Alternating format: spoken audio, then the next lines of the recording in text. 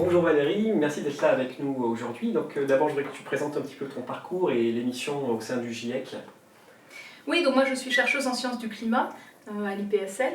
Et donc dans le cadre du GIEC, j'ai fait connaissance du premier rapport quand j'étais doctorante. J'ai utilisé le deuxième, le troisième pour mes recherches, pour l'état des lieux, pour enseigner. Ensuite, j'ai été retenue comme auteure principale du chapitre sur les climats passés du quatrième rapport du GIEC en 2007. J'ai coordonné le chapitre sur les climats passés, mais aussi participé à la rédaction du résumé technique, du résumé pour décideurs, du cinquième rapport en 2013.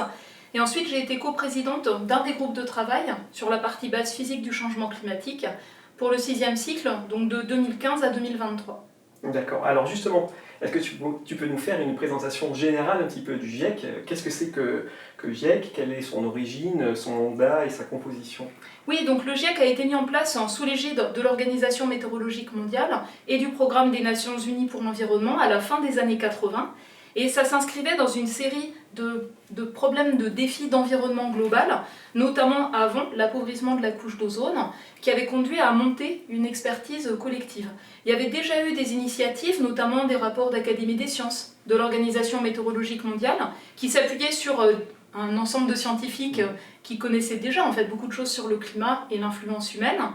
Mais donc le GIEC a permis de mettre en place cela de manière formelle, dans un cadre intergouvernemental.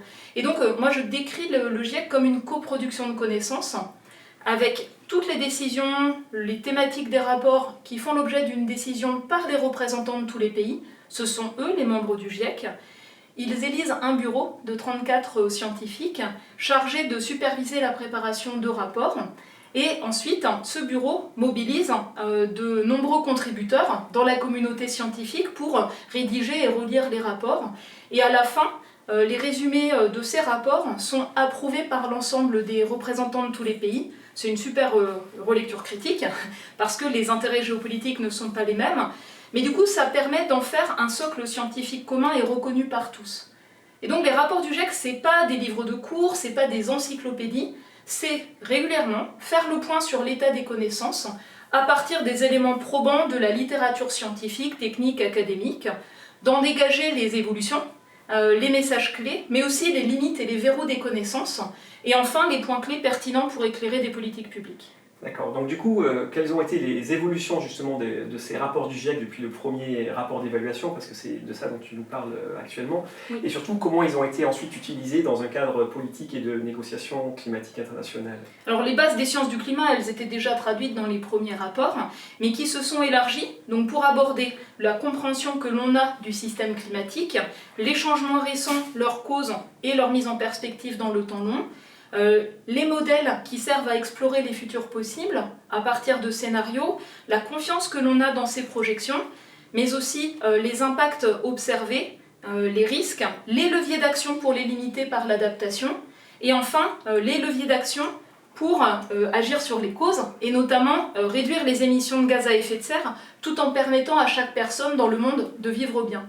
Donc c'est vraiment cet ensemble, c'est une évaluation, c'est neutre, non prescriptif, avec à chaque fois, par exemple, sur les solutions possibles, une évaluation du potentiel des limites, des co-bénéfices et des effets indésirables, avec notamment les autres dimensions d'un développement soutenable.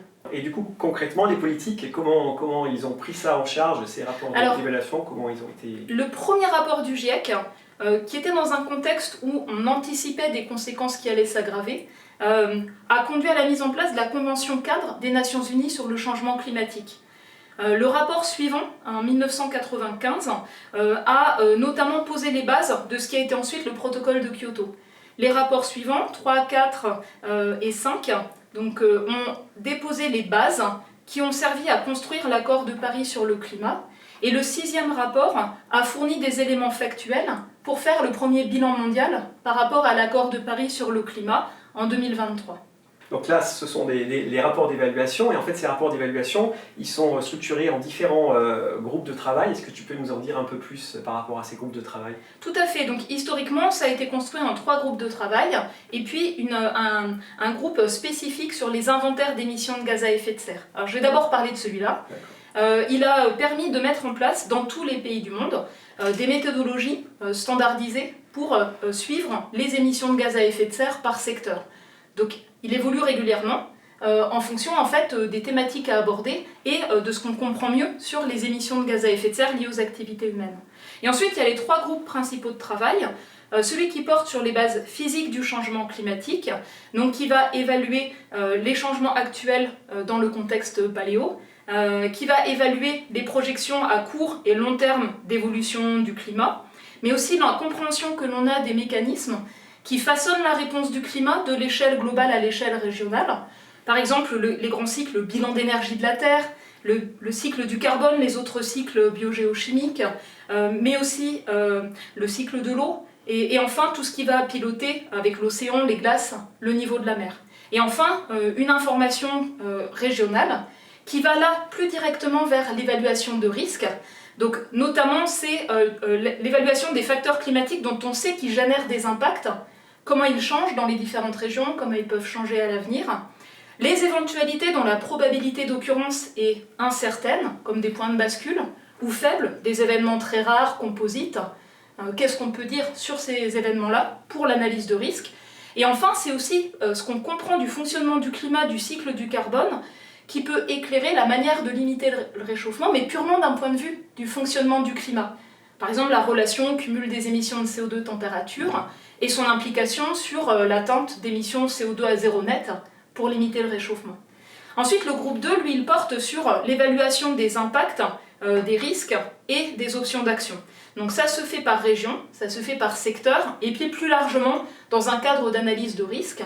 Et les risques climatiques, c'est l'interaction finalement entre les facteurs climatiques générateurs d'impact, les aléas quelque part, l'exposition et les vulnérabilités. Donc il y a une analyse en fait de ces expositions, de ces vulnérabilités, par région, par secteur d'activité, et une analyse de la manière dont on peut les limiter, donc par la gestion de risque, par l'ensemble de stratégies d'adaptation, qui peuvent être des filets de protection sociale, qui peuvent être des solutions d'ingénierie, et qui peuvent être aussi des solutions qui s'appuient sur la nature ou les écosystèmes.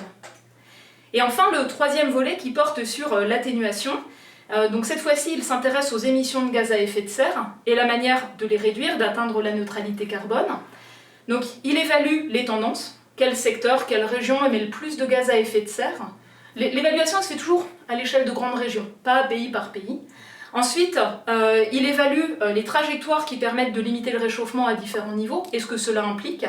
Donc à l'angle socio-économique, cette fois, à l'angle du développement des technologies. Et ensuite, il fait un zoom secteur d'activité par secteur d'activité, les approches systémiques, les enjeux de réorientation de financement, de gouvernance, d'action publique. Alors si on revient juste sur le premier groupe du travail, sur les changements physiques, la base physique du changement climatique, oui. Par rapport à l'IPSL, est-ce que tu peux nous dire un peu le rôle ou la contribution de l'IPSL, plus particulièrement ce premier groupe de travail? Alors ce premier groupe de travail, il s'appuie sur sur un faisceau d'éléments probants. Et ces éléments probants, qu'est-ce que c'est? C'est l'information quantitative qu'on a sur les variations passées du climat, c'est les observations du climat global, régional et ses tendances, c'est les méthodes d'attribution, c'est-à-dire sur des changements observés, arriver à discerner quelle est la cause prédominante, l'influence humaine, les facteurs naturels, la variabilité spontanée du climat, que ce soit les tendances ou des événements extrêmes.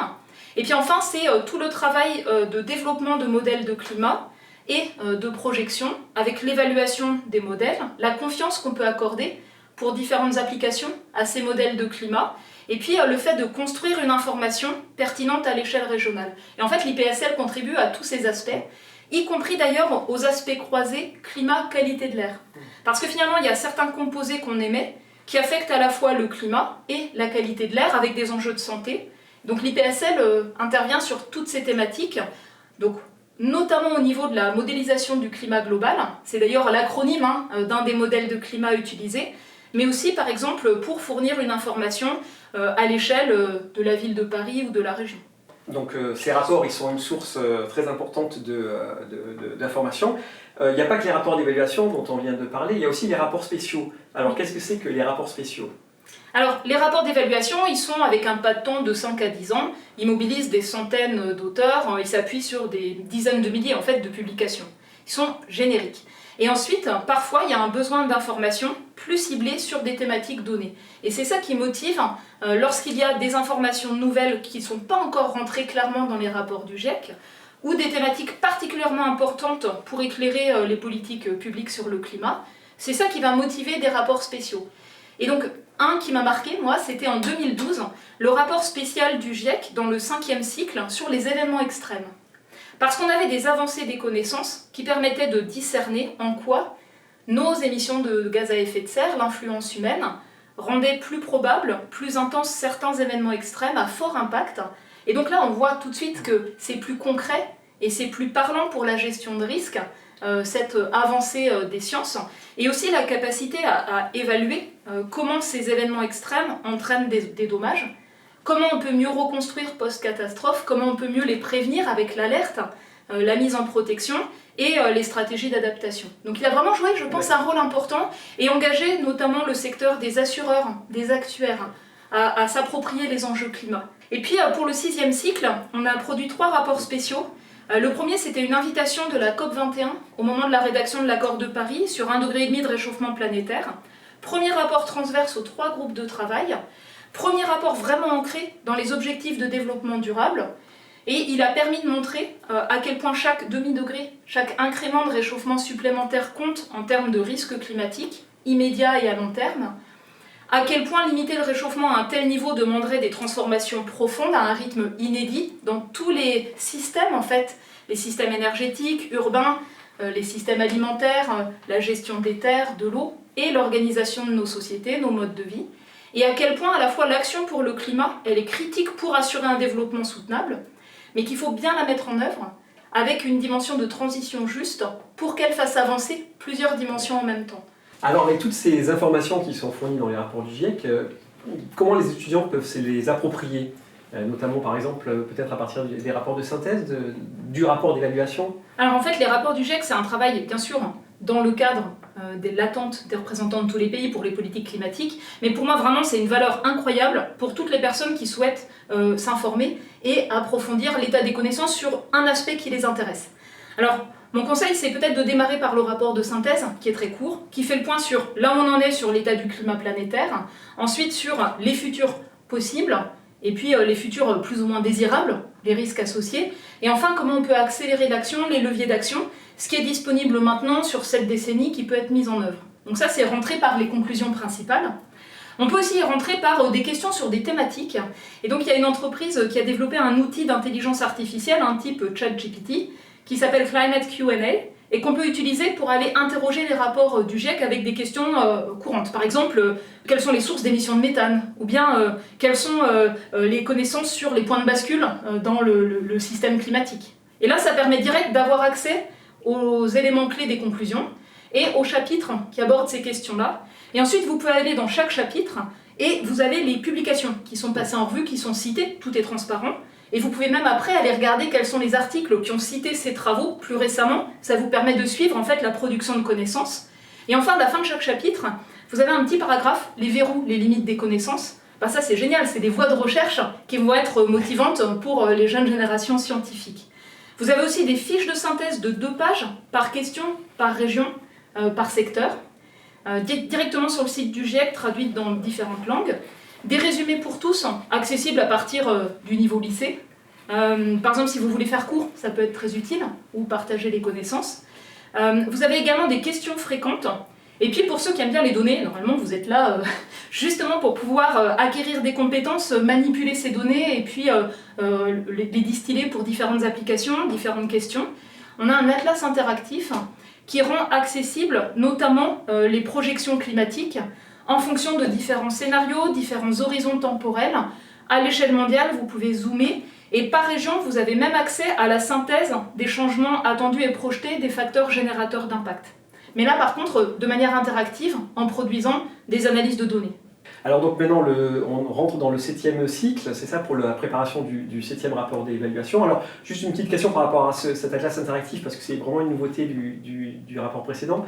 Est-ce qu'on sait comment il va évoluer au niveau du type de données ou Alors c'est une avancée majeure sur la transparence des données évaluées. D'ailleurs, on a aussi mis à disposition les codes qui ont permis de produire certaines des figures, notamment les figures du résumé pour décideurs du groupe 1.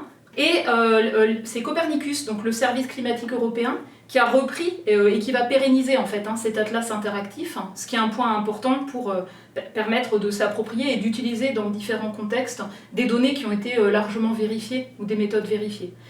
Après, l'autre chose que je voulais dire pour le 7e cycle, donc maintenant c'est un nouveau bureau, il y a eu un passage de relais, c'est-à-dire les coprésidents comme moi précédents ont transmis un certain nombre de points clés qui nous semblaient importants pour que le GIEC reste pertinent, réactif, motivant pour les scientifiques qui y contribuent. On a déjà acté qu'il y aurait un rapport spécial sur les villes et le changement climatique, notamment parce qu'on avait fait une réunion de travail importante avec les organisations des grandes villes, qui sont en fait très concernées par les risques climatiques, mais qui sont aussi souvent avec des moyens d'action pour la décarbonation qui sont importants. Et donc là, le cadrage est en cours, donc ça c'est le passage de relais au suivant. Et on avait fait un atelier de travail commun autour des enjeux croisés climat-biodiversité, donc avec l'équivalent du GIEC pour la biodiversité qui s'appelle l'IPBES. C'était la première fois que ces deux cadres d'évaluation de l'état des connaissances ont travaillé ensemble, et j'espère que ça pourra se poursuivre. Et puis la dernière chose que moi j'ai faite, c'est avec une cinquantaine de scientifiques, réactualiser tous les ans, avec les mêmes jeux de données et méthodes, les indicateurs clés de l'état du climat et de l'influence humaine. Et donc on l'a publié en juin 2024 pour la 2e fois. Et donc, ok, tu viens de nous parler un petit peu des thématiques et des rapports qui vont venir, ça c'est très bien. Est-ce que le processus de préparation, il est vraiment le même au niveau de l'organisation, les scientifiques qui contribuent Alors le cadre des principes et des procédures du GIEC, il a été construit au fur et à mesure du temps, il est très difficile à changer. Et actuellement, on a même un certain nombre de pays qui font tout pour rester très procéduriers et freiner des approches innovantes. Mais on a vu pour le 6e cycle qu'on a pu innover sur beaucoup d'aspects, l'atlas interactif, mais également les fiches de synthèse, les rapports, les résumés grand public, et puis le fait de travailler avec de nouvelles parties prenantes. Et ça, c'est un point important, que le GIEC puisse répondre aux besoins de connaissances sur des aspects transverses. Ce sera peut-être pas au cours du 7e cycle, et pour moi c'est un cycle hyper important, celui qui a démarré cette année, dans lequel je ne suis plus impliquée, pour justement préparer la suite et faire en sorte que ces évaluations qui prennent un temps fou aux scientifiques impliqués, c'est un tiers, moitié de son temps pour les auteurs qui y contribuent ou qui coordonnent, faire en sorte que ce travail, cette information crédible, fiable, robuste, rigoureuse, elle soit toujours pertinente et utile.